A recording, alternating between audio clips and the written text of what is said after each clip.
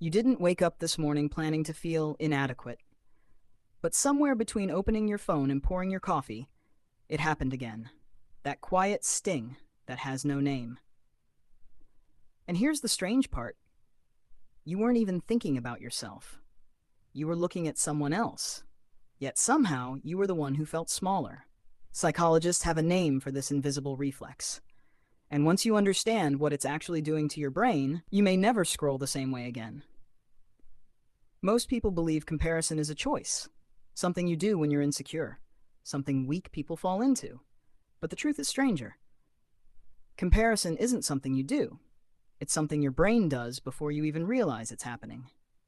In 1954, a psychologist named Leon Festinger noticed something quietly unsettling about human beings. When we can't measure ourselves objectively, we measure ourselves against the people around us. It wasn't a flaw. It was survival. For most of human history, knowing where you stood in the tribe was the difference between being protected or being left behind. But your brain still runs that ancient program. Only now, the tribe isn't 50 people around a fire. It's 5 billion people inside a screen. There's a moment most people never notice.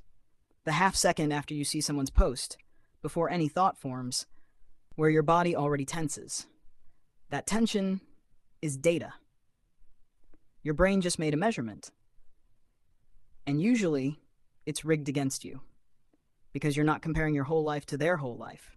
You're comparing your behind the scenes to their highlight reel. Psychologists call this the spotlight effect, the false belief that everyone is watching you as closely as you're watching them.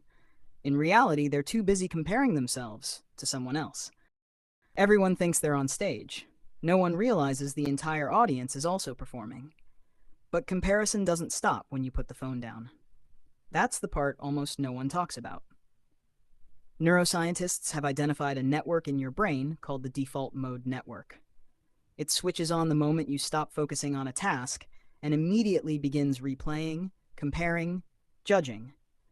It's why the memory of that one coworker's promotion loops in your head at 2 a.m. It's not weakness. It's wiring. And here's what makes it worse. The more tired your mind gets, the more critical it becomes. Decision fatigue turns your inner voice into a prosecutor. So the version of you that lies awake at night, mentally scrolling through everyone you've fallen behind, that version isn't the real you. It's just an exhausted brain running a very old program. But there's a cost most people never see. Every time you compare yourself, your brain quietly rewrites something. It rewrites the story of who you are. Slowly. Quietly. In a voice so familiar you don't hear it anymore. Psychologists call this narrative identity, the ongoing story your mind tells about who you are. And comparison edits that story every single day, one small paragraph at a time. And when your inner story becomes "I'm behind," your brain starts collecting evidence to prove it. That's confirmation bias. And it's brutal. You'll suddenly remember every friend who moved faster, every stranger who seemed more certain, every version of your life that didn't happen. Meanwhile, the parts of your life that are quietly beautiful, the friend who calls you first, the meal you cooked well, the way you notice small things, they don't make it into the story anymore. But here's where psychology says something unexpected. Comparison itself isn't the problem. Researchers have found that there are actually two very different kinds. One quietly destroys you, the other quietly shapes you.